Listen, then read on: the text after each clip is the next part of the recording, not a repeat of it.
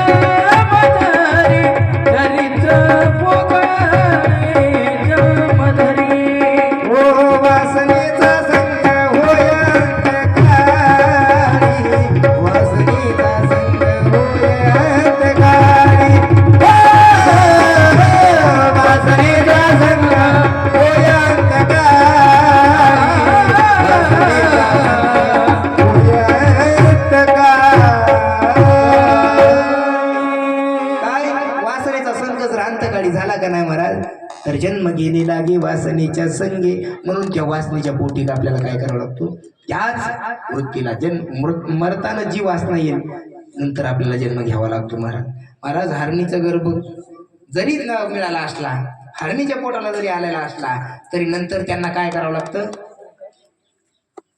ते भोग भोगावे लागतात. ते ध्यानात होतं महाराज, जरी जन्म झालेला असला हरणीच्या पोटाला तरी ध्यानात होतं मला. म्हणून त्यांनी काय केलं, परत त्याच क्षेत्रामध्ये जाऊन परत हरणाचा देह त्याग केला. आणि आता मात्र ब्राह्मणाच्या पोटाला भरतच नाव म्हणून जन्माला आला. कोण, तू भरत राजा. तिसरा जन्म बरं का, त्याला जड भरत म्हणू लागले. का तर लहानपणापासूनच येड्याचं सोंग घेतलं, कारण जन्मताच उपजताच ज्ञानी होते महाराज. जड भरताचं सोंग घेतलं महाराज. आणि अशा प्रकारे जड भरत आल्यानंतर मग ते रहुगणाला उपदेश केला. रहुगणाच्या नंतर मग अनेक प्रकारचा कथा येतात महाराज.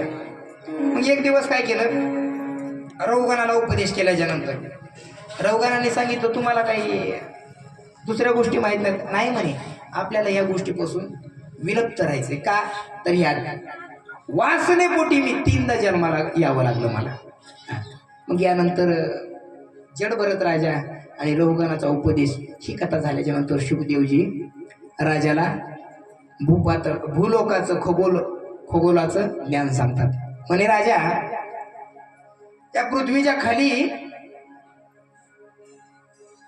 कितीतरी प्रकारचे काय नरक आहेत आणि त्यापैकी 28 नरक या ठिकाणी सांगितले जातात. आता मी काय 28 नरक ते सांगणारच नाही सगळेच तुम्हाला, परंतु हे कशासाठी परीक्षितीने विचारलं ना, काय नाही म्हणे, एखाद्या कपड्याला जर आपण डाग लागला आणि ते आपल्या घरी आपल्या बायकोला किंवा आपल्या आईला निघत नसला ते डाग कपड्याचा, तर ते आपण कुठे देतो, लॉन्ड्रीला. मग ते लॉन्ड्रीला धुबी काय करतो, डोबी पचाड, धडाधड धडाधड धाम धूम धडाधस, आहे का नाही महाराज. लईची चिते महाराज ते कपड्याला. आणि काय होतंय, त्याचा डाग निघून जातो. तसं माणसाकून स्वतःच्याच पापाचं कर्म जर भोगायला जर काय झालं, कठीणाई होत असेल किंवा स्वतःच पाप स्वतःकून जर धुणं होत नसेल, तर मग काय करावं लागतं, त्याला 28 प्रकारच्या नरकामध्ये टाकावं लागतं. हे देवानं केलेला एक प्रकारचा मानवावर काय उपकारच आहे. परीक्षिती म्हणली, एखाद्या त्याला चापट मारायची म्हणायचं मी तुझ्यावर उपकार केला. असं कसं झालं म्हणे, लोकांना 28 नरकात टाकून काय होईल, उपकार होईल का. अहो हे तर साफ अन्याय म्हणे. नाही नाही ठीक आहे म्हणे, या असा अन्याय कसा, तुम्हाला वाटतं फक्त मनाला हे अन्याय तुम्ही केलेल्या कर्माचा, परंतु हे देवाने एक प्रकारचं केलेलं पाप आहे महाराज.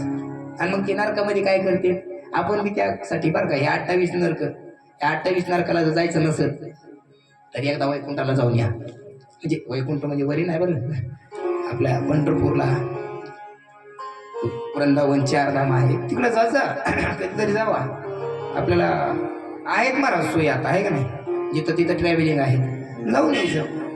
जिवंत आहे तोपर्यंत परमार्थ करून घ्या महाराज, मेल्यावर होत नाही ते विषय. हां, एकदा काय झालं, परीक्षित राजानं सांगितलं, हे तुम्ही मला सांगताय हे एवढे 28 नरक, तिकडे न जाता दुसरा काही शॉर्ट फॉर्म आहे का. कोणी विचारलं परीक्षित राजानं. शुकदेवजी म्हणतात आहे, फक्त भगवंताची गुणगान करायचं म्हणे. असं कधी झालंय का म्हणे नुसतं गुणगान करायचं, आम्ही 23 वर्ष झालं ना गुणगान करायला लागलात, आम्हाला अजून पत्रात पुण्य नाही, आमचा अजून उद्धार नाही म्हणे. हो झालेला आहे उद्धार. कोणाचा, मग आजमिळाचं चरित्र सांगितलं महाराज. आजमिळा एवढा गोड ब्राह्मण होता, त्याच्यासारखा ब्राह्मणच नव्हता खरं बरं का. आधी ब्राह्मणच होता तो, पवित्र शुद्ध ब्राह्मण होता. परंतु एकदा एका वेश्येचं त्या जंगलामध्ये विहार पाहिला आणि त्या वेश्येच्या प्रेमात पडला आणि त्या वेश्येला घरी घेऊन आला. घरातले मायबापा हाकलून दिले. अशी भरपूर आजमिळा आहेत, ती मायबापाला हाकलून देते. त्या मायबापाला बाहेर हाकलून दिल्याच्या नंतर त्या वेश्येसोबत संग करू लागला. अनेक मुलं झाली महाराज, परंतु शेवटी गर्भ अवस्था एक. त्याच्या बायकोला एकदा गर्भ अवस्थेत असताना साधू संत दारात आले आणि साधू संत दारात आल्याच्या नंतर साधू संतांनी जेवायला सांगितलं, जेवण बनवा. बायको म्हणली माझा नवरा पाहिजे तेवढा धार्मिक नाही आणि मी बी त्यातली नाही म्हणे तुझ्या हातून आम्हाला स्वयंपाक खायचा आहे. साधू संतांनी उद्धार जगाच्या कल्याणा संतांची विभूती किंवा जग उद्धार आहे असं दिली, बरोबर आहे का नाही. सांगितलं तुझ्या हाताने जेवण वाढ. ठीक आहे म्हणे. बरं जेवण झालं, आजा मिळाला. काय म्हणे जोगड्या उठायतून साधू संतांना नाही म्हणे तुझ्याकडून आम्ही दक्षिणा घेतल्याशिवाय सोडणार नाहीत म्हणे. काय दक्षिणा द्यायची? इथं जेवण खाऊ घातलं त्याचे उपकार म्हणा. इथं बायकोचं ऐकायला लागलोय म्हणून, है का नाही, बायकोचं ऐकायला लागलोय म्हणून तुम्हाला खाऊ दिलंय. नसता उगाच कोणाला बी खाऊ देत नसतो म्हणलं मी. मग काय करायचं? नाही म्हणलं तुम्ही देण्याची काही इच्छा नाही म्हणलं माझी, पण तुम्ही फक्त तुमच्या त्या जन्मणाऱ्या मुलाचं नारायण नाव ठेवा. आणि ते जन्मणाऱ्या मुलाचं सगळ्यात नारायण नाव ठेवलं. आणि मायबापाचं सगळ्यात आवडतं लेकरू कुठलं असते, म्हणजे आवडणारे कोणी बी असेल, मोठं लहान. काय करा, मी सांगितलं तेव्हा बांधा. राहू द्या, झटकीपट नंतर करू आपण. अरे काय करा, नाव ठेवा. नाव ठेवलं महाराज. आणि तो आजमेळ्याचा सगळ्यात लहान मुलगा नारायण नाव ठेवलं. नारायण नारायण नारायण नारायण असं म्हणता म्हणता महाराज वृद्धप काळ आला. आणि म्हातारपण आल्याच्या नंतर शेवटी यमदूत आले. आणि यमदूतांनी विचारलं याला घेऊन जाऊ, ह्याची डायरी बघू जरा. सगळं पापच केलेलं या पट्ट्यानं म्हातारानं, नावानं कुळानं ब्राह्मण. आणि काय केलं? सगळं पाप. विचार केला म्हणे ह्याला तर काय करायचं, नरकात नेऊन काय करायचं, याला असं काम करायचं ह्याचं की बघायचंच काम नाही. काय करते महाराज नरकात? मारिती तोडीती जोडीती निष्ठुर, मारिती तोडीती जोडीती मारिती तोडीती जोडीती निष्ठुर, मारिती तोडीती जोडीती निष्ठुर.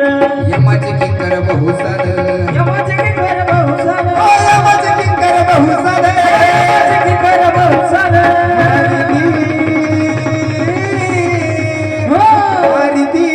मारिती तोडीती जोडीती निष्ठुर, मारिती तोडीती जोडीती मारिती तोडीती जोडीती निष्ठुर, जोडीती जोडीती निष्ठुर, मारिती तोडीती जोडीती निष्ठुर. असं ठोका पहिला यायला पाहिजे होता. गोड वाटतंय मला. किती गोड वाजवते नाही का नाही, आग घालतं का नाही, परंतु प्रमाण आग घालायसारखं नव्हतं. मारिती तोडीती झोडीती निष्ठुर. काय करते महाराज? सांगितलं ह्याला आता वरी गेल्याच्या नंतर असं मारायचं, तोडायचं, जोडायचं, निष्ठुरपणा जोडायचं नाही. सांगितलं का? त्या असे जवळ गेल्याच्या नंतर विचार केला हे दोघं जर आले तरी कोण मारण्याच्या काळात आपल्याला यमदेव दिसतो महाराज. जवळ आल्याच्या नंतर लगेच त्याने हाक मारायला चालू केली. नारायणा अरे धाव, हे कोणतरी कळत मला माणसं न्यायला लागले म्हणे. धाव धाव नारायणा धाव. ते पोरग नाही आलं पण ते नारायण झालं येवरचा. आणि ते नारायण आल्याच्या नंतर सांगितलं तुम्ही तुमच्या हक्कानपट्टी करा. महाराज यमदूत असे नाराज होऊन गेले महाराज. गेल्या गेल्या वरील यमापाशी काय केलं, हे तारा म्हणे तुमचा हसूड काय आपले हे आता धंदा बंद व्हायची पाळी आली म्हणे. का काय ते आजमेळा मुलकाचा पापीनराव म्हणे. आणि त्यानं वरी गेल्याच्या नंतर आम्हाला काय, त्याला आणा गेल्याच्या नंतर त्यानं एकदा नारायण नाव घेतलं. आणि एकदा नारायण नाव घेतलं की लगेच भगवंतानं आम्हाला माघारी पाठवून दिलं. ते आपल्याला नोकरीच करायची नाही म्हणे. कुठेतरी आपलं ठेसा भाकर खाऊन झालेलं बरं. देवानं सांगितलं नका जाऊ तया गावा नामधारकाच्या शिवा. तिथं काय होतंय, सुदर्शन घर घर घर घर फिरते म्हणे. सांगितलं यमदूत म्हणले असं काय प्रकार म्हणे. पापी जे राशी आहेत नाही, नुसतं एक जण नाही, अनंत पापाच्या राशी आहे का नाही जोडून जातात. अनंत पाप राशी जाशील लयाशी, क्षणमंत्रे जाशील म्हणे. काय केलं, आजमेळ्याचा उद्धार झाला महाराज. त्या आजमेळ्याचा उद्धार केल्यानंतर या अशी कथा सांगितल्याच्या नंतर एकदा परीक्षितीने विचारलं महाराज मी लय सांगायला लागलात महाराज, लय सांगायला लागलात, परंतु तुम्ही आम्हाला एक कथा सोडून दिली म्हणे. म्हणे कुठली कथा सोडून दिली? आता वक्ता बोलता बोलता भरकटतच असतो महाराज. मी कसा कधी कधी आपल्या इकडे तिकडे जातोय, बरोबर आहे का नाही गुरुजी? वक्ता बोलायचं म्हणल्याच्या नंतर इकडे तिकडे भरकटतच जातो. शुकदेवांनी सांगितलं, काय तुला सांगायचं राहिले? परीक्षित राजा म्हणला, सांगा महाराज, तुम्ही मला कश्यप आणि दितीपासून जे 2 पुत्र जन्माला आलते, हिरण्यकश्यप आणि हिरण्याक्ष, हिरण्याक्षाचा उद्धार सांगितला, पण हिरण्यकश्यपूचा उद्धार सांगितला नाही की म्हणे.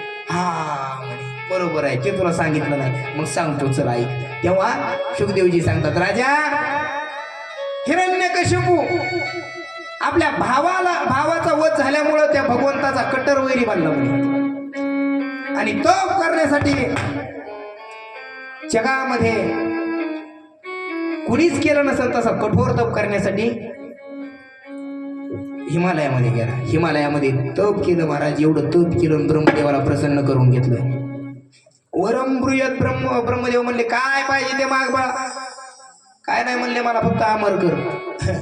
अमर कर हे म्हण नको गड्या म्हणे, कारण ब्रह्मदेव म्हणले मीच मार काय का नाही, मलाच मरण नाही म्हणे, मला तुला हे वर देता येत नाही, तू दुसरं काय बी माग. काय बी मागू? हो काय बी माग. मग काय करा, तुम्ही बनवलेल्या एकाही प्राण्यापासून मला मरण नको. तथास्तु. ना दिवसा ना रात्री. तथास्तु. ब्रह्मदेवाला माहित होतं हे किती बी चतुर असला का नाही, चतुर भावड्या किती बी हे चतुर असला तरी माझा बाप ह्याच्यापेक्षा लय चतुर आहे. चतुरा तो शिरोमणी गुण लावण्याची वेळ, बरोबर आहे का नाही? लय चतुर आहे म्हणे माझा बाप. तू किती चतुर आहे ना वरदान माग, तुला कसा मारायचा तर मारते मा बाप. कोण? भगवान श्रीकृष्ण, भगवान श्री विष्णू. म्हणे घरामध्ये नको, घराच्या बाहेर नको, आत नको, बाहेर नको, वर नको, खाली नको, दिवसा नको, रात्री नव्हतो. आणि शेवट वरदान मागितलं म्हणे 12 महिन्यातून एकही महिन्यात नको. माणसाच्या हातून नको ना जनावराच्या हातून नको, देवाच्या हातातून नको ना दानवाच्या हातातून नको, राक्षसाच्या हातातून नको, बाईच्या हातातून नको, माणसाच्या हातातून नको. महाराज दिला नवर. आता हिरण्यकश्यपूला वाटलं मी लय मोठा झालो, अमर झालो.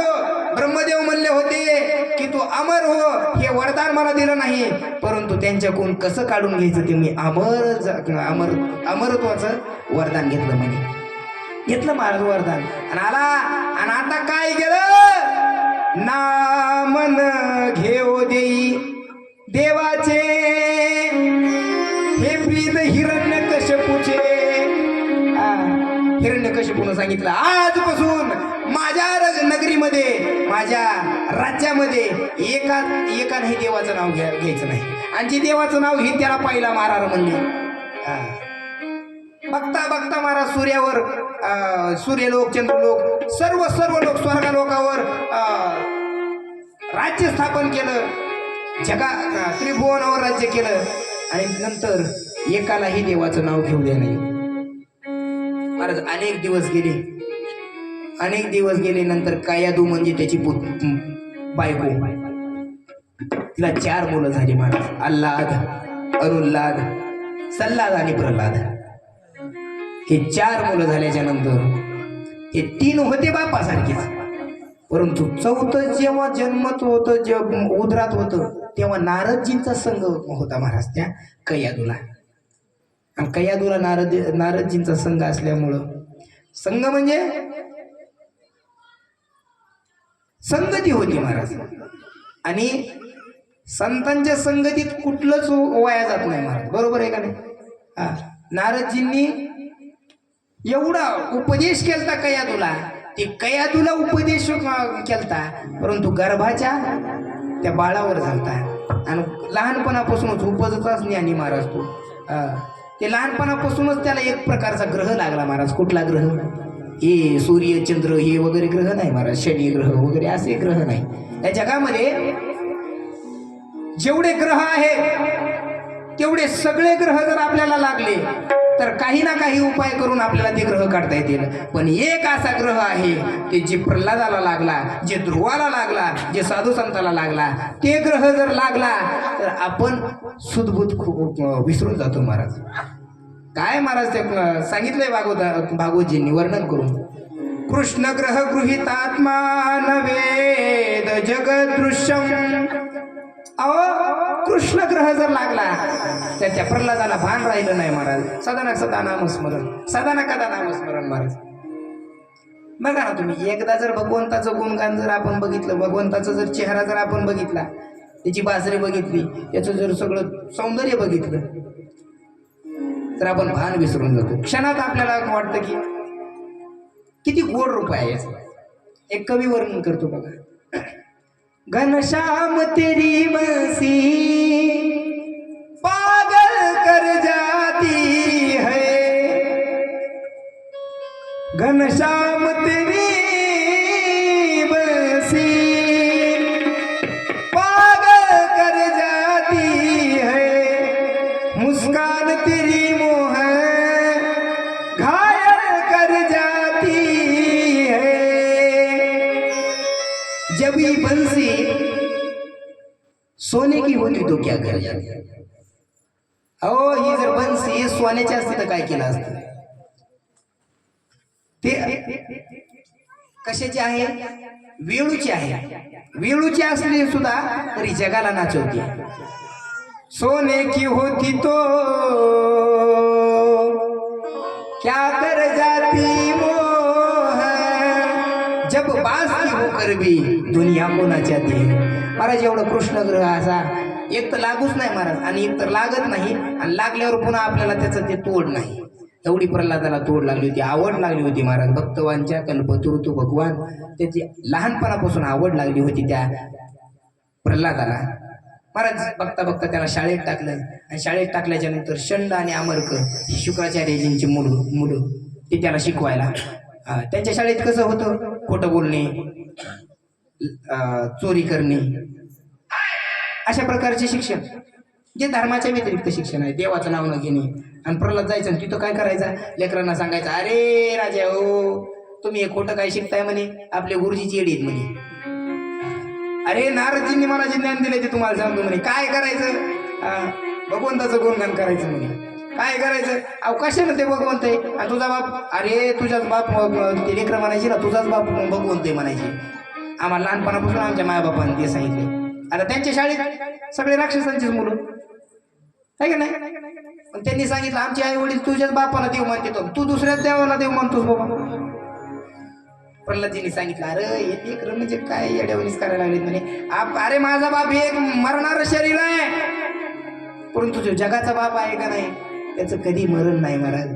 तो जन्म, ही पृथ्वी सृष्टी निर्माण व्हायच्या आधी विद्येच आहे, पृथ्वीमध्ये विद्येच आहे, आणि पृथ्वीचा संहार झाल्याच्या नंतर ही तोच शिल्लक आहे असा असणारा भगवंत, त्याचं गुणगान करा. मग सगळ्यांनी एकदा 2 मिनिटं गुणगान करायचंय, लगेच आपल्याला तिकडं पुढच्या गतीकडे वळायचंय बघा.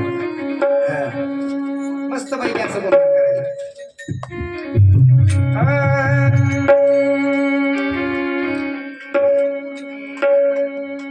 जाके रटने से मिल जाए नंदलाला, मुझे ला दो रे ला दो रे ला दो रे ला दो, मुझे ला दो भजन वाली मोही माला, मुझे ला दो भजन वाली मोही माला. जाके रटने से मिलते नंदलाला, जाके रटने से मिलते नंदलाला, मुझे ला दो ला दो ला दो, मुझे ला दो भजन वाली वही माला, मुझे ला दो भजन वाली वही माला, मुझे ला दो भजन वाली वही माला. ओ माला यशोदानी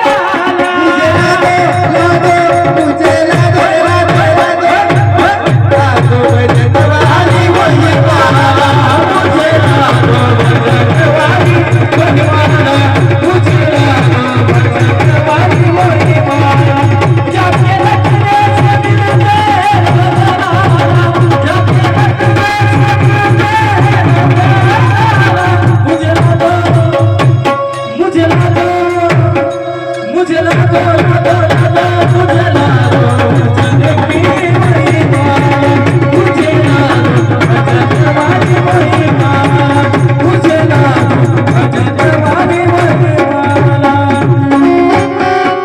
गोपाल कृष्ण भगवान की जय. बघा असं भजन केलं का नाही तर जरा उत्साह येतो महाराज आम्हाला बी कथा करण्याकरता. त्यामुळं भजन करत होतं बरं का. नसता तुकोबरायांच्या भाषेत बोलायचं झालं तर फोडली गौरीन तशी दिशे तोंडावरी असं काही बसायचं नाही बरं का. अजिबात बसवत जाऊ नका तसं. म्हणजे आम्हाला असं तुमच्या असे कमळाच्या फुलागत असे टवटवीत चेहरे दिसले की आम्हाला कथा करण्याला किंवा ह्यांना वाजवण्याला तुम्हाला बी ऐकायला गोड वाटते. माझा चेहरा काय असा सुकलेल्या कमळाच्या फुलासारखा आहे का? असं नाही ना, चांगलंच आहे ना. ईद रूप असलं तर उद्या पावडर फासून येतो. एवढं काही टेन्शन घेऊ नका तुमच्यासाठी. पण तुम्ही चांगलं बसायचं आहे का नाही. असं सुकलेल्या फुलागत बसायचं नाही आहे का नाही. बाबा हे बघा बरं आमचे 70-75च्या पुढचेच आहेत पण कसेच फुलं तसे बी तुम्ही मायमावल्या एकदम चांगल्या बसतात बरं का. एकदम गोड. फक्त जरा रिस्पॉन्स द्यायचा कारण भजन फिजन चालू झालं की जरा तेवढाच आनंद येत असतो महाराज. आपण आपल्यामध्ये कथा श्रवण करताना जे काय आपल्या हातातून पाप होतं नकळत पाप होणार ते भजनानं निघून जातं. आणि जे काय पुण्यच आहे की ओरिजिनल 24 कॅरेट सोनं आपल्या पदरात पडतं. त्यामुळं काय करायचं भजन करायचं बरं का. करताना का नाही होय म्हणा असं.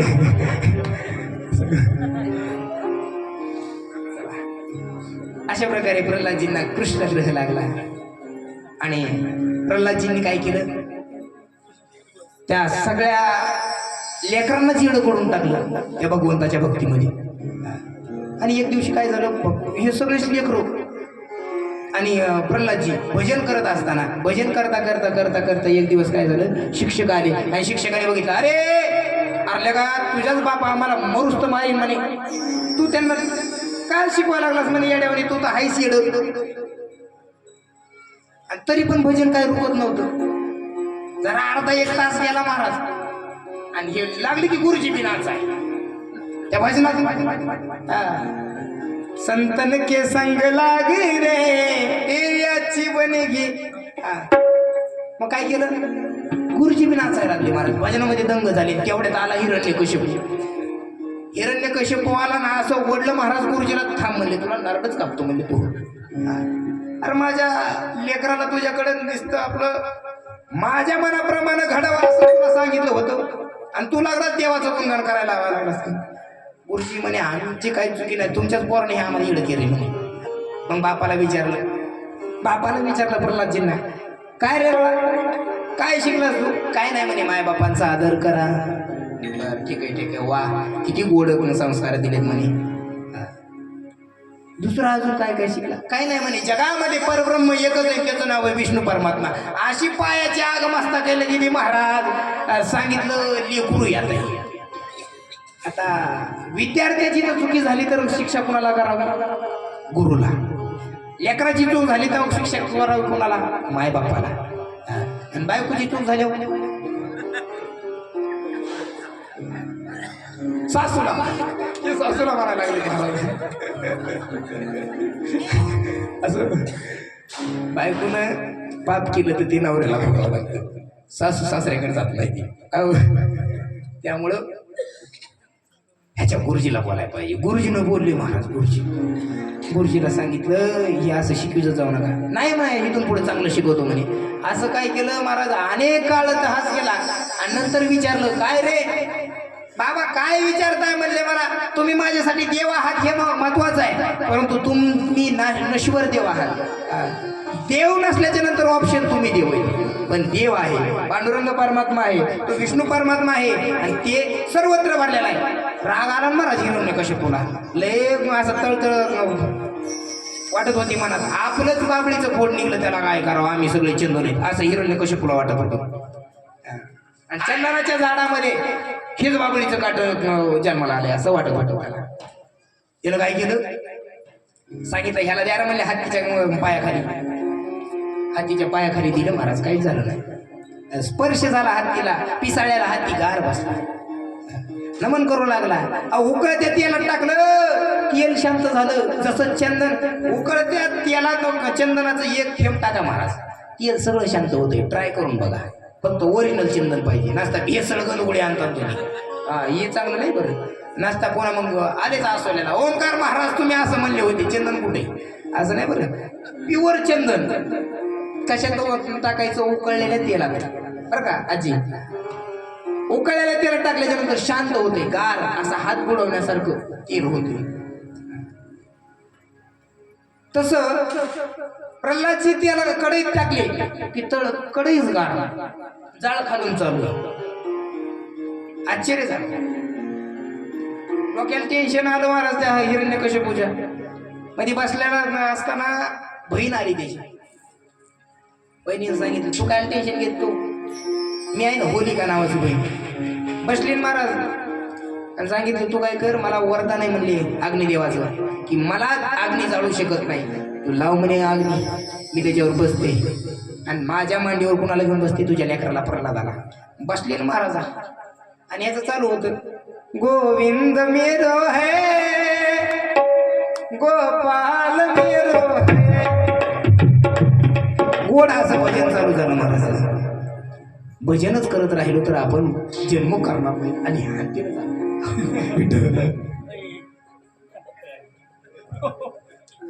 चला बोला गोपाल श्रीकृष्ण भगवान की जय.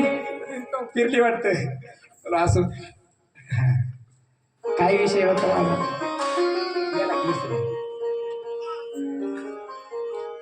होलिकानं बसवलं महाराज मांडीवर आणि मांडीवर बसवल्याच्या नंतर लावला खालून जाळ आणि बसल्याच्या नंतर आग लागली. भजन चालू होतं प्रल्हादाचं आणि जिला वरदान होतं तीच मी जगून.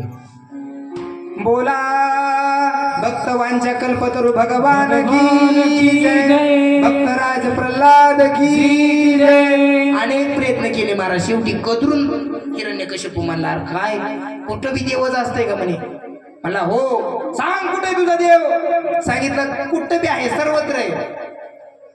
विठ्ठल जळी स्थळी भरला रीता ठाव जित्त तित्त माझा भगवंत आहे म्हणे. ह्या खांबात आहे, या गादीत हो, इथं म्हणे या लाकडात आहे का हो, त्या बैठकीमध्ये आहे का हो, सगळीकडे तुमच्यामध्ये पण आहे म्हणला. चला हा ते म्हणजे माझ्यात असू शकत नाही म्हणला. त्या निर्जीव खांबात आहे का हो महाराज म्हणला. सांगतो म्हणला तुला आता ह्या निर्जीव खांबात नाही मिळाल्यावर. तू का म्हणे कैसा खांब कडाडला, बरोबर आहे का नाही. महाराज राग आला महाराज त्याला आणि ते हाक मारली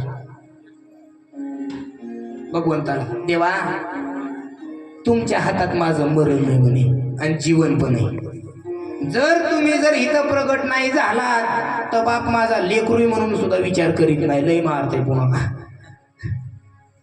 हाक मारली भगवंताला आणि अंतःकरणापासून हाक मारल्याच्या नंतर आवाज जातो त्या देवाला, दुर्जन तो लात मारी खांबावर यान गर गर गर गर गर गर कर. हो खांबावरी लात मारी दुर्जाने, खांबावरी लात मारी दुर्जाने, खांबावरी लात मारी दुर्जाने, खांबावरी लात मारी दुर्जाने.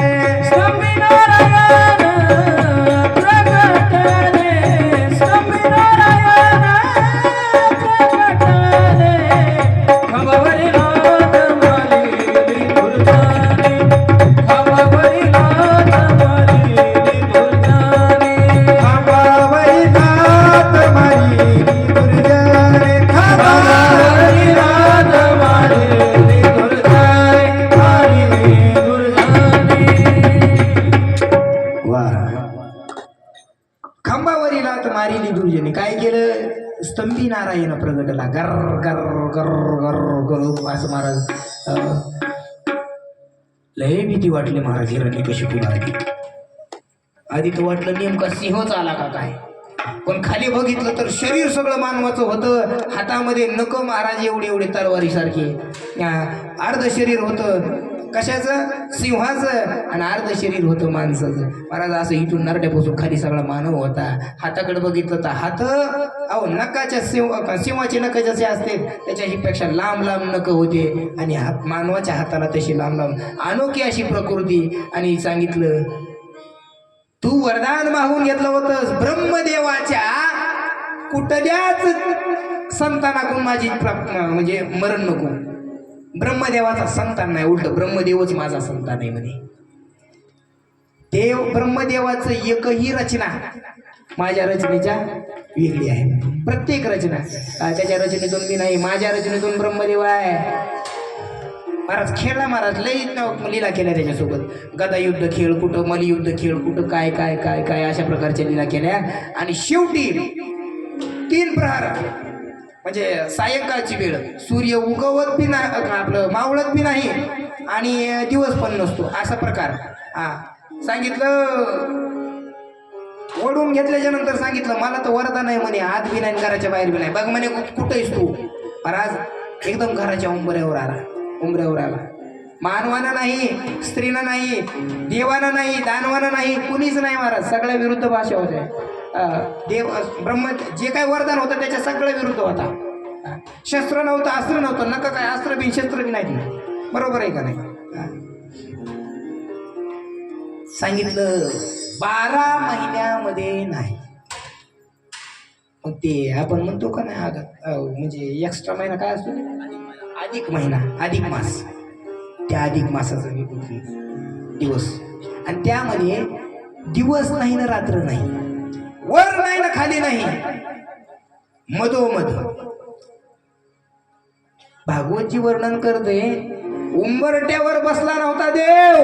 अरे उंबरट्यापासून वर होता, पायासहित वर होता. हवेमध्ये भगवंतानं त्या असा मांडीवर घेतला आणि मधून चिरफाड केली आणि आतडे गळ्यात घातली. गर्र गर्र करत होता महाराज रागानं. त्या हिरण्यकशिपूला म्हणत होता अरे माझ्या भक्ताला, माझ्या प्रल्हादाला तू नाही तसला छळ केलास, नाही तसला छळ केलास म्हणून डोळ्यातून अश्रू वाहत होते, डोळ्यातून अग्नी वाहत होता. आणि रागानं माझ्या प्रल्हादाला असं केलं म्हणून त्याची आतडे तोडत होता आणि गळ्यामध्ये ती घालत होता. राग येत होता महाराज त्याला. आता मात्र हिरण्यकशिपू मरण पावला. नृसिंह भगवान की जय, भक्तराज प्रल्हाद की जय. महाराज अशा प्रकारे वध केला त्या हिरण्यकशिपूचा. आणि पुढं नंतर पंचायत झाली आता की देवाला शांत कसं करावं. अख्खं ब्रह्मांड कापलं महाराज. विष्णू परमात्म्यानं सांगितलं आपण येत, महादेवाने सांगितलं आपण काही येत नाही बाबा इकडे, आपलं त्यांचं काही सूत्रपत्र जमत नाही म्हणे. का की मी भक्ती करणारा साधा बोळा आणि मला काय ते तेवढं केवढं चतुर आहे म्हणे, आपल्याला काही त्याचा विशेष नको. ब्रह्मदेव म्हणले माझ्या बाप असला तरी माझं याच्याकडे जाणंच होत नाही, काय बोलूनच ते मा बाप आहे म्हणे. लक्ष्मी माता म्हणली हे दिसायला लागले निम्यापासून माझेच पती, पण ह्या अवतारात कधी बघितलं नाही, मला नकोच. सगळे देव असे टर कापत होते. शेवटी ब्रह्मदेवाने विचार केला की ज्याच्यासाठी हे असा अवतार घेतलाय त्यालाच पुढे टाकला. म्हणे होय पुढे तोच त्यामुळेच आमच्यावर एवढं मोठं संकट आले. काय नाही महाराज. जवळ गेले प्रल्हादजी आणि दर्शन केलं. प्रभूला हाक मारली. प्रभू डोळ्यातून अग्नी पडत होत्या महाराज, पण शांत झाल्या आणि रडायला लागला देव. प्रल्हादा माफ कर देवा, माफ कर बाळा, मी तुझ्यासाठी उशीर आलो, लय हाल अपेष्ट सहन केल्यास माझ्यासाठी. रडायला लागला महाराज देव. रडतो महाराज देव आपल्यासाठी. लोक म्हणतात कस काय झालं देव रडत, पण कोण कहता है भगवान रोते नहीं, राधा रानी की तरह हम प्रेम करते नहीं, उसके भक्त की तरह हम प्रेम करते नहीं. आपलं प्रेम असतं महाराज, सवडीवर प्रेम असतं. देव रडायला होता महाराज, रडायला होता प्रेम. आणि त्यांना प्रल्हादजीला विचारलं बाळा तुला माझं भीती वाटली नाही का रे? अरे माझा पुत्र माझ्या जवळ आला नाही, ब्रह्म माझा सगळ्यात प्राण सखा, अर्ध शरीर माझं त्याचं आहे त्याचं माझं आहे असं असणार एक रूप असणारा महादेव सुद्धा माझ्या जवळ आला नाही. एवढंच नाही तर नवऱ्याच्या सगळ्या खुडी बायकोला माहीत असतात, पण ती बायको सुद्धा माझ्याजवळ आली नाही. नेमका तू आलासच कसा? तुला माझ्या तोंडाचं माझ्या चेहऱ्याचं भेऊ नाही का वाटलं? प्रल्हादजींचं एक वाक्य गोड आहे महाराज त्या ठिकाणी. प्रल्हादजी म्हणतात, प्रभू चेहऱ्याकरता अजून मी बघितलंच नाही, आपके चरण ही इतने सुंदर है, नजर ही नाही हटती. तुमच्या पायावरूनच माझी अजून नजर हटाना गेली म्हणे. तुमच्या चेहऱ्याकडे यायला मला किती दिवस लागतील काय माहिती. म्हणूनच म्हणतात ना, देखी चरणों की सेवा मुझे श्रीरामा. मला जर तू तुझ्या चरणाची सेवा दिलीस का नाही तर मी उद्धरून जाईल. प्रल्हादजीनं सांगितलं, देवा माझी एकच इच्छा आहे म्हणे. काय काय नाही म्हणजे माझ्या वडिलांना तुम्ही मारले पण त्याचा उद्धार करा. सांगितलं, बाळा माझा ज्या वेळेस त्याला स्पर्श झाला त्यावेळेसच त्याचा देह दिव्य झाला आणि त्याचा उद्धार होऊन गेला. तू टेन्शन घेऊ नको. आता अनेक वर्ष राज्य कर महाराज. भक्तराज म्हणून राज्य केलं त्यानं महाराज. अशा प्रकारे कथा सांगत सांगत आता शिवदेवजी सूर्यवंशाचं वर्णन कुणाला सांगतात? परीक्षित राजाला. म्हणतात ब्रह्मदेवापासून आपलं महाविष्णूपासून ब्रह्मदेवापासून जे काही सूर्यवंशातले जे काय आहेत त्यांची नावं, राजांची नाव सांगितली. आणि शेवटी दशरथाचा मुलगा, आपल्याला वेळ कमी आहे म्हणून मी जरा फास्ट चाललोय बरं का. सूर्याच्या वंशामध्ये मोठे मोठे राजे होऊन गेले. अंबऋषी, रघु असे अनेक राजे होऊन गेले. अहो अंबऋषी म्हणजे काय कमी नाही महाराज. भक्तराज अंबऋषी आहे. अंबऋषीच्या मागं असं झालं की दुर्वास ऋषी आणि अंबऋषीमध्ये काहीतरी वाद झाला. असा वाद झाला की अंबऋषी राजानं सांगितलं की दुर्वासजी आता द्वादशीचं पारणं सोडाय तुम्ही या. ठीक आहे म्हणे, मी स्नान करून येतो, तू तोपर्यंत तुझी विधी उरक. महाराज विधी उरकली पण मुहूर्त टळून जाईल म्हणून पाणी प्राशन केलं. पाणी घेतलं आणि पारणं सोडलं आणि जेवायचा तसाच राहिला. पारणं सोडलेलं कळलं दुर्वास ऋषीला. लागला शाप द्यायला. शाप दिला म्हणे, अरे तुला जन्मोजन्मी गर्भवास घ्यावा लागेल. ती देव असा आडवा आला आणि ते देवानं स्वतःवर घेतला अंबऋषीची गर्भवास. अशा प्रकारे भक्ताचं रक्षण करत भगवंत आला. आणि शेवटी देवाला श्राप भेटल्यामुळे सुदर्शन चक्र काय गवसाने गेलं दुर्वासाच्या माग लागलं. माग सुदर्शन चक्र ते पळायला लागलं पुढं, सुदर्शन माग पळायला लागलं. दुर्वासा पुढं, सुदर्शन लागले माग. आता हे गेलं ब्रह्मदेवापाशी. ब्रह्मदेव म्हणले माझ्या बापाच आहे की, आपण तर नाही माझ्या मध्ये पडत भाऊ. शंकरजीकडे जा म्हणे. शंकरजीकडे गेले. शंकरजीकडे गेल्याच्या नंतर शंकरजी म्हणले, हे मीच दिले म्हणले त्यांना, परंतु ते आता माझं नाही म्हणजे, ते आपलं ऐकत नाही, ते आपला गडी नाही, ते पक्ष फोडून गेला दुसरीकडे. शेवटी भगवंताकडे गेले, विष्णू परमात्म्याकडे दुर्वासा ऋषी. आणि भगवंतानं सांगितलं हे माझं बी ऐकत नाही. आता ते अंबऋषीचे पाय पडले. अंबऋषीच्या पाया पडला तेव्हा ते सुदर्शन चक्र बंद पडलं महाराज. शांत झालं आणि देवाकडे गेलं.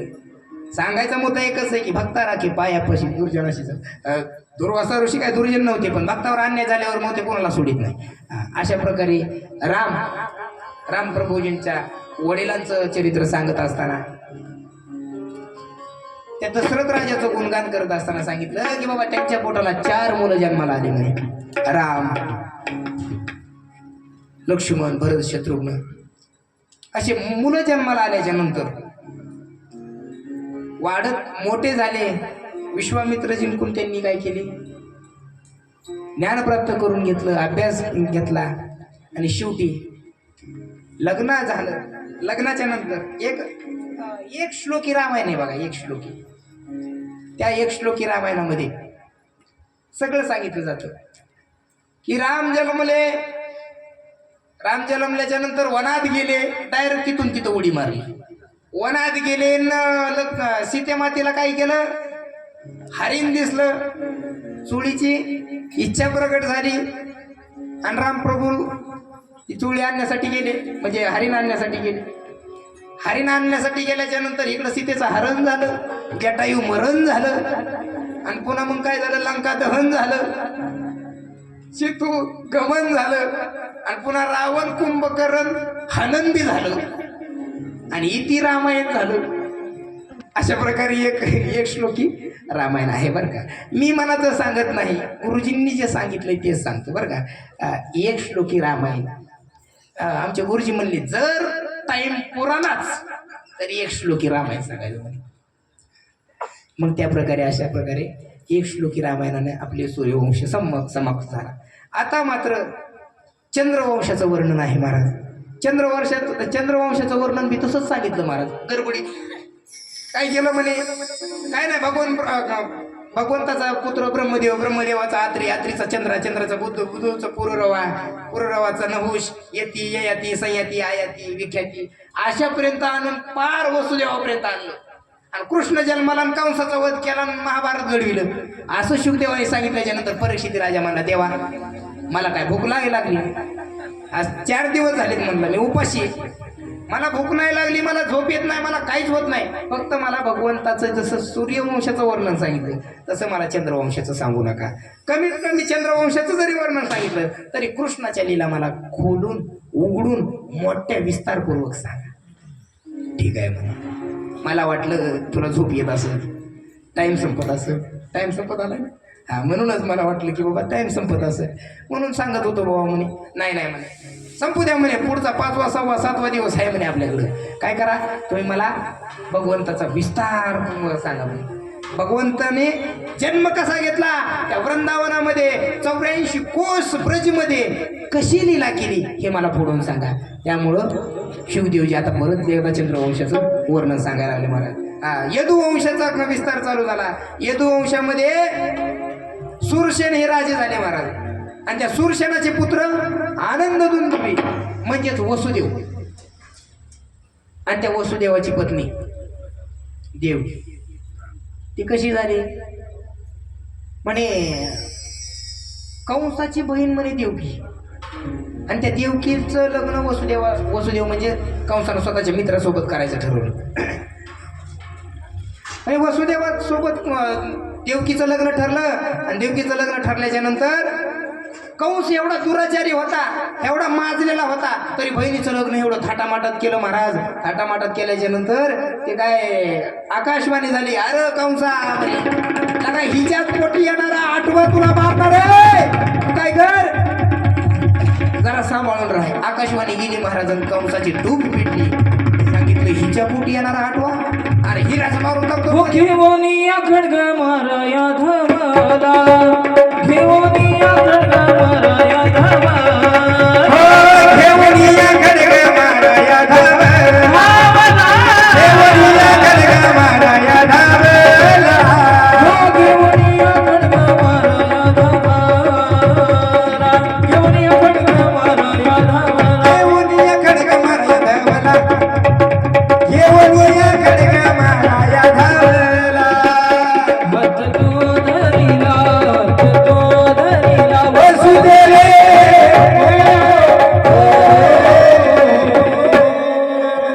घेवोनिया खड्ग माराया घेवोनिया खड्ग माराया धवला, धवला.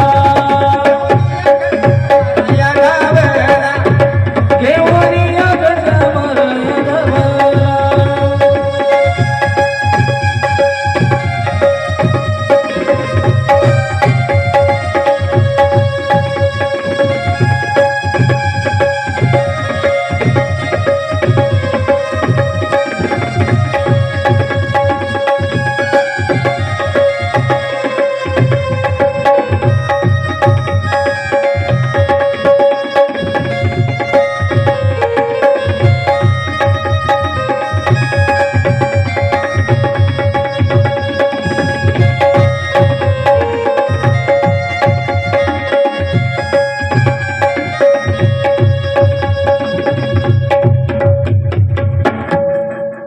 धावला महाराज मारायला. सांगितलं वसुदेवानं हात धरला, सांगितलं बाळा कंसा तुला मारायचं असेल तर तिच्या लेकराला मारणं म्हणे.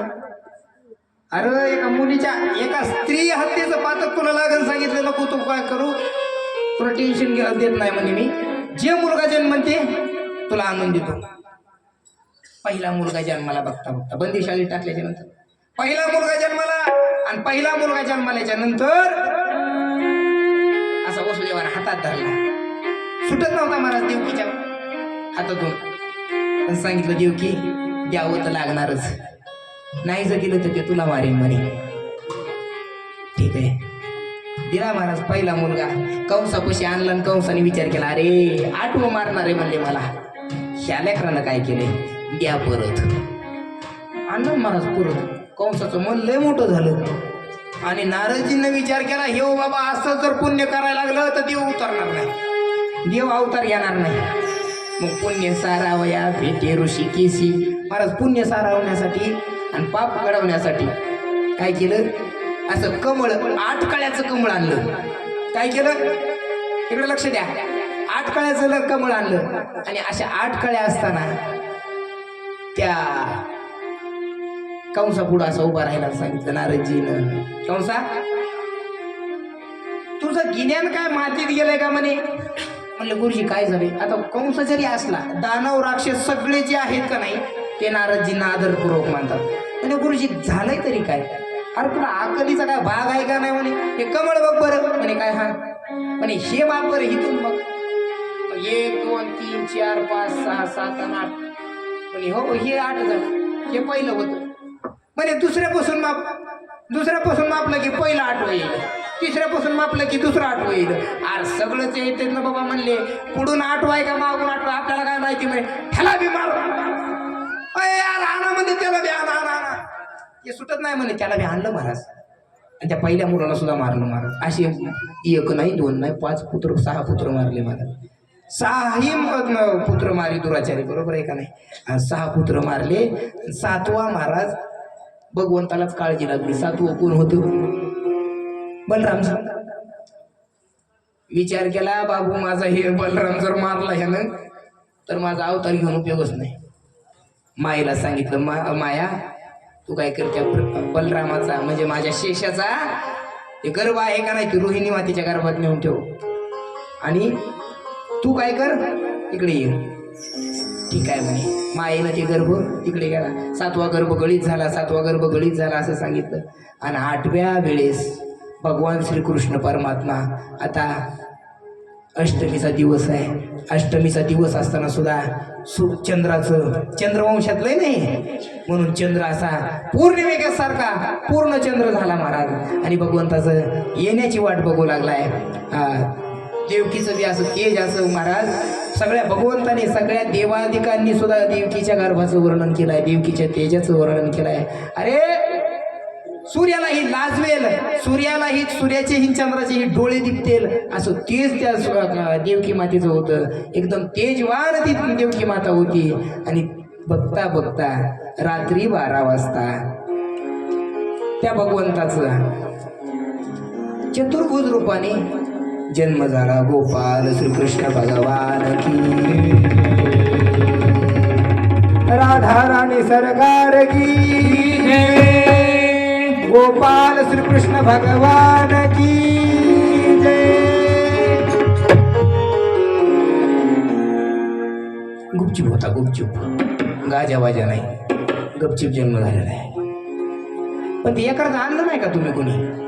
अरे देवा, गावात काही एक बी लहान लेकरू नाही होय. आणलेत का, आणलेत का.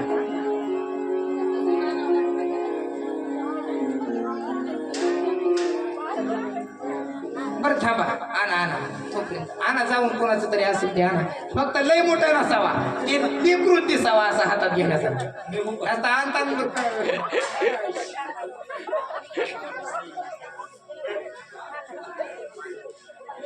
हा लेकरू कोणाकडे बी असेल ते आणा जाऊन.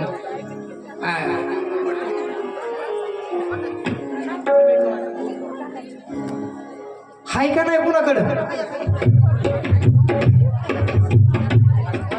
गपचिप जाऊन आणा, गपचिप जाऊन. जन्मच गपचिप झालेला आपला. देव काय गाजावाजा करीत आलेला आहे महाराज आला महाराज आणि चतुर्भुज रूपाने असा प्रगट झाला 8 वर्षाचा मुलगा द्या लक्ष इकडे जाऊ द्या नसेल तर राहू द्या मी भाड्यानं आलाय पाहिजे. बोला गोपाल श्रीकृष्ण भगवान की जय. एक बी करू नाही गावात अरे देवा.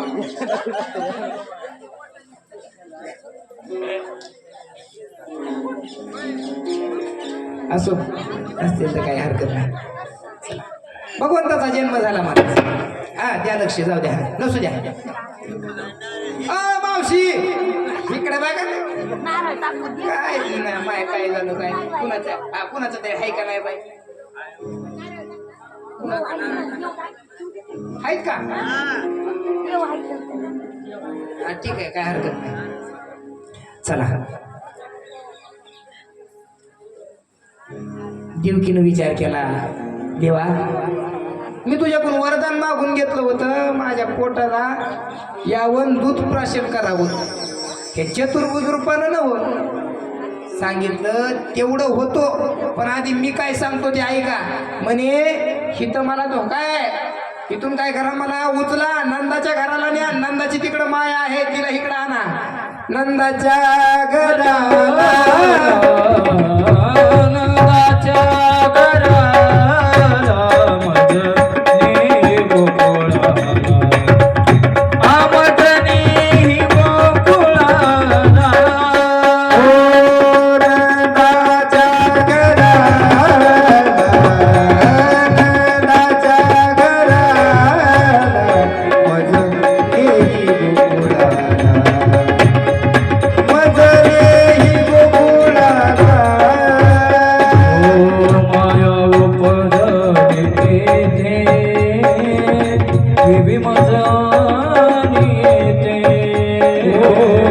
माया उपजली तिथे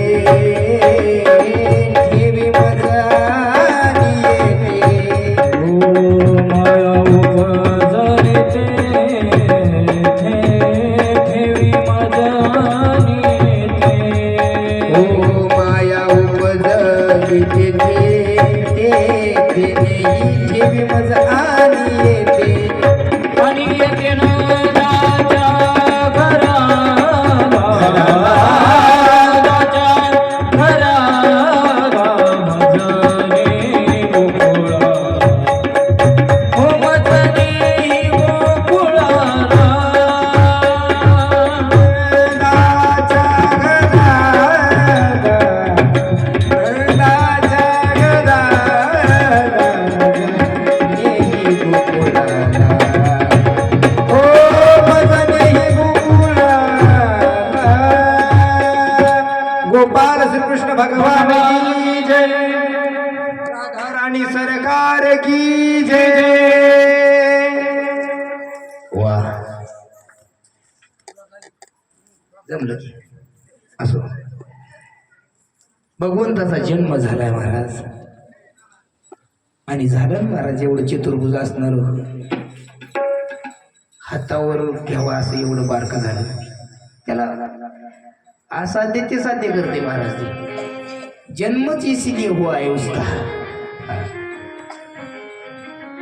जे कोणच करू शकत नाही ते करते म्हणून भगवंताने हातावर घ्यावा असं रूप धारण केलं आणि देवकी मातेनं उचललं पानात पाजला आणि शेवटी आता एवढं गोंडस लेकरू दिसत होतं महाराज ते एवढी उरस लहानच पण लहानपणीच गुन्हा चालू झाले लहान असताना गुन्हा करत असताना त्या देवकी मातेला सोडू वाटाना परंतु नाही इलाज होता जर रडलं आता लहान असल्यावर देव बी असला तरी काय झालं रडतेच का नाही महाराज रडलं तर पुन्हा कंसानं याला उचलून लपवा लपवा जगजेटी बघितलं महाराज आणि एकदा निहाळून बघितलं आणि पुन्हा वसुदेवाच्या हातात केलं हातात वसुदेवाने घेतल्या बरोबर उचलीला कमळापती उचलीला कमळापती उचलीला कमळापती उचलीला कमळापती उचलीला कमळापती उचलीला कमळापती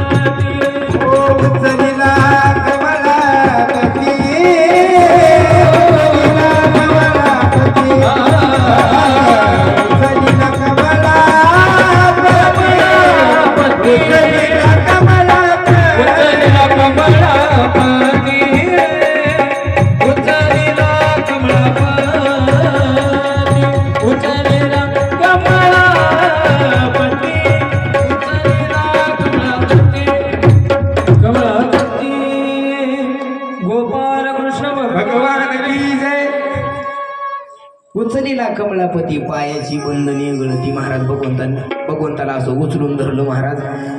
ती काय म्हणते त्याला, टोकरीच म्हणतात ना, टोकरीच म्हणतात ना, ते टोकरीमध्ये घेतला. आणि टोकरीमध्ये घेतल्याच्या नंतर सगळे कुलपच तुटले महाराज. सगळ्याला झोपी लागल्या. सण झोपलेले गार पंढरपूर सगळे झोपून गेले महाराज. आणि झोपल्याच्या नंतर हे बाहेर निघले. आता बाहेर निघल्याच्या नंतर मंद मंद मंद मंद पाऊस पडत होता. आणि पाऊस पडत असताना एकदम बारीक बारीक आपले द्रव असतील का नाही, भुरभुर आपण म्हणतो त्याला, अशा प्रकारे भगवंताचा वर्षाव ती वर्षा करत होती. मेघ दाटून आले आणि यमुना माता आडवी आली महाराज. जाताना गोकुळाकडून मथुरेतून गोकुळात जायला आडवी यमुना माता आहे. मग आता काय करायचंय, यमुना मातेला पार करायचंय. यमुना मातेनं विचार केला, लई दिवस काय केलं, इंतजार किया है मैंने मेरे रब का. एवढे दिवस माझं जे वेट करण्याचं काय, ते इंतजार करण्याचं फळ आज मला मिळणार आहे. माझा पती परमेश्वर मला भेटणार आहे. आज त्याचं मला दर्शन घ्यायचं आहे. गुडघ्या इतकी यमुना माता चांगली गेली ना महाराज. असं पुरं झाला, पुरं चढला चाट, पुरं चढला चाट, पुरं चढला महाराज आचाट पुढला. बघायचंच काम नाही महाराज. यमुना मातेला दर्शन घ्यायचं होतं आपल्या पतिदेवाचं. महाराज वसुदेवजी अशी मध्ये केली. वरून पाऊस पडत होता. पावसाने मी विचार केला, जरा आपण बी जरा ढोल ताशे वाजवा मला जास्त. गडगड गडगड गडगड असे वरून नभ गडगड करत होते. आणि जास्त पाऊस वाढल्याच्या नंतर शेषाने काय केलं, मालक जर भिजले तर लहानपणी सर्दी होईल म्हणे. मालकानं लगेच छत्रीचं निशाणी शेषानं अशी छत्री धरल्याच्या नंतर वसुदेवजी असे पाण्यात प्रवेश करतायत. गोट्या इतक्या पाण्यातून गुडघ्या इतक्या पाण्यात, गुडघ्या इतक्या पाण्यातून मांडी इतक्या पाण्यात, मांडी इतक्या पाण्यातून कमरा इतक्या पाण्यात, बघता बघता छाती इतक्या पाण्यात. आता मात्र दाढी भिजली महाराज वसुदेवाची. दाढी भिजल्याच्या नंतर तोंडापर्यंत पाणी आलं. आणि तोंडापर्यंत पाणी आलं तरी पाय काय असा यमुना मातेला दिसानाच गेला. दर्शन काय व्हाय नाही गेलं. परत यमुना माता तेवढीच फुटली महाराज. आता मात्र म्हाताऱ्यांना गुटकळ्या खाल्ल्या. देवानं विचार केला, आता जर दर्शन यमुनाला दिलं नाही तर मी तिथं गोकुळात जाईल का नाही. पण म्हातारं नेमकी तर धाम परम मम, म्हातारं नक्कीच आपलं स्वर्गाला जातंय म्हणे. त्यामुळे एक काम केलं, असा डावा अंगठा काढला आणि यमुना मातेमध्ये असा बुडवला. दर्शन केलं महाराजांचं. क्षणामध्ये वाट दिली यमुना मातेनं. आणि गोकुळामध्ये तिथं जेवून नंदाच्या घराला आली जवळ. आणि जवळ आल्याच्या नंतर तिथं बघितलं कोणच नव्हतं. जागा कोणीच नव्हती महाराज. रात्री 12च्या नंतर 1-2 वाजेपर्यंत कोण जागा असते. आताचे नव्हते ती, जुने होते. आता 2-2 वाजेपर्यंत चॅटिंग करते. म्हणजे काय चालतंय पोटातलं वाटावं असं काय असतं ते. रीलच बघ, कुठं पिक्चरच बघ, नाही ते बघ, अवघड असते महाराज. मोबाईलला लई येडी केली महाराज. एक दिवशी तर काय केलं गुरुजी, आता आळंदीमध्ये राहतोय मी असं रूम उघडीत होते आमची. आणि एक कंपनीतलं पोरग आलं, त्याचं लग्न वगैरे झालं. त्यांची रूम अशी बॅचलर. आता आम्ही महाराज लोक आणि आमच्याच बिल्डिंगमध्ये त्यांचं घर. असंच 2-3 रूम शेजारी. मी अशी रूम उघडी ठेवून असं बसलो होतो. ते आलं ना मध्ये, मोबाईल बघत आलं. मला म्हणतं, अय अगं होय पाणी दे मला. मोबाईलच्या नादात मी बी आपलं थोडंफार कथा कीर्तन ऐकत होतो. पण मोबाईलचा नादात नव्हतं एवढा मोठा. मी बी असतोय कधी लई असतोय मी बी. पण स्वतःचा अज्ञान कशाला झाकून ठेवायचं. परंतु आता मी त्याला पाणी दिलं. आज जरा लई परेशान झाली, पाय दाब. म्हणलं बाबू घर तुझं नाही, शेजारची रूम आहे. म्हणलं तुझी मोबाईलच्या नादा तिथं आला. ओ महाराज म्हणे तुम्ही येतोय. असं सॉरी मोबाईलच्या नादामध्ये मी आलो. एवढे मोबाईल येडे झाले महाराज माझं. पण ते 12-1 वाजेपर्यंत काय होतं, कुणाच जागं नव्हतं. तिथं बघितलं तर यशोदा मातेच्या शेजारी मुलगी आदिमाया प्रगट झाली महाराज. आणि आदिमाया प्रगट झाली. त्या आदिमायेला उचललं आणि पांडुरंगाला, या कृष्ण भगवंताला तिथं ठेवलं आणि काय केलं, त्या मायेला घेऊन गोकुळात ते मथुरेमध्ये आले. मथुरेमध्ये आल्याच्या नंतर महाराज आता रडे माय करे आकांत. माया महाराज रडी होती बी महाराज. बघायचं काम नाही, रडाय झालं चालू झालं. एवढी रडाई चालू केली त्या तिनं, एवढं रडली महाराज. सगळे झोपलेले जागे झाले आणि सांगितलं अरे 8 वाजायला मला आणा द्याला. गेले बघितलं तर मुलगी तरी आणली महाराज. मुलगी असं नाही आणली, कंसाच्या हातात दिली. कंसाने विचार केला, अरे म्हणे हे खोटं बोलायचा धंदा आमचा आहे. देव गावापासून खोटं बोलायला लागले. आकाशवाणी म्हणजे देवच की नाही देवाचं काहीतरी षडयंत्र आहे म्हणे. पण मला सांगितलंय 8 वाजायला म्हणणार आहे आणि 8 वाजायला म्हणणार आहे. तर ही तर मुलगी आहे म्हणे आणि ही कशी मारीन मला. नाही तरी पण मारणार म्हणले हिला. कारण काय सांगावं, मुलीच्याच हातानं मरण असलं तर 8वा आकडा आहे म्हणे. त्या 8वा आहे ना 8वी आहे. महाराज उचलून आदळणार निष्ठूनच वर गेली आणि सांगितलं, अरे कंसा तू मला मारायचा प्रयत्न करतोस, मला मारायच्या आधी तुला मारणारा गोकुळामध्ये पोहोचलाय म्हणे. मग तो झोपच उडाली कंसाची. आणि इकडं महाराज आदिमाया शक्ती गेली महाराज निघून घेतला. आणि इकडं भगवंताचा जन्म कोणालाच माहित नाही. पण ते नंद उत्सव आपण उद्या साजरा करणार आहोत. कारण आमचं एक टायर जरा पंक्चर झालेलं आहे. काय सांगावं, आज लई गोडीत गाडी घेतली आम्ही. आम्हालाच माहिती कसं वडली तर. त्यामुळं आपण नंद उत्सव आनंदामध्ये साजरा झाला पाहिजे. नंद उत्सव कारण गोकुळामध्ये एवढा उत्सव साजरा होतोय एवढं साधा नाही महाराज. उद्या तरी एखादा फक्त 5-6 वर्षाचा बनवून आणा. आणि असं ते बी नाही का आहेत ना. आणा काय नाही. आता आमच्या त्या ठाकूरजीवर भागवतो का, ठाकूरची हितच आहेत आमची. दुसरा देव असं बरोबर आहे, त्याच्यावर भागविला आजच्या दिवस. पण बघू उद्या आणा बनवून एखादा कृष्ण. आणि आज याच ठिकाणी आपण थांबणार आहोत. कारण नंद उत्सव आपल्याला उद्या साजरा करायचा आहे गोकुळामधला. उद्याच करायचा ना गुरुजी. कारण आज आपल्याला काही साजरा होणार बी नाही आणि वेळ बी संपलेला आहे. बरोबर आहे का नाही. 4:42 झाले तर आपलं आरती भजनातच जाते वेळ. काय करू, एकदम सगळ्यात गोड भजन मस्त पैकी एकदम सर्वांनी भजन करायचंय बरं का.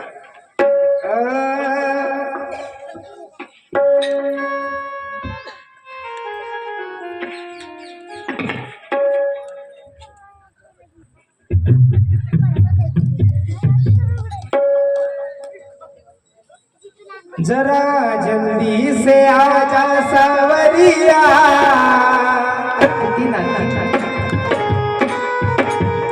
जरा जल्दी से आजा सावरिया, जरा जल्दी से आजा सावरिया, तेरी भक्ति की ओढ़ी चुनरिया, तेरी भक्ति की ओढ़ी चुनरिया, जरा जल्दी से आजा सावरिया, जरा जल्दी से आजा सावरिया, तेरी भक्ति की ओढ़ी चुनरिया, तेरी भक्ति की